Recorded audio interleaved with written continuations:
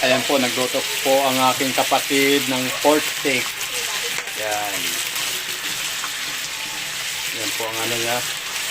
Pinipirito muna niya bago niya lagyan ng ano, toyo, suka, at saka paminta, sibuyas. Yan po. Dito lang muna po kasi tumatalsik. Mamaya na lang kunti. Ito yung nagluluto. Pause na pause na. O, ayan. Mamaya na lang po. Ayan po. Paluto na po yung niluto ng kapatid ko ng pork steak. Ayan o. May mga sibuyas na nasa ibabaw. Ayan o. Kumukulo-kulo pa yung mantika. Wow. Yan, sarap ng luto ng kapatid ko. Pork steak. Ayan. Homemade. Luto ng bahay lang yan. Pang-ulam nila ng hapunan. Ilang piraso yan. Hati-hati na sila dyan. Hello kapatid. Hi. Ayan o. Ayan. Tagaluto talaga yan eh. Yan, Chief Cook. Alright.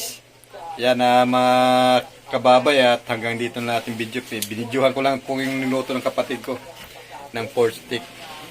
Dahil wala akong mabidyo doon sa bahay namin. Okay.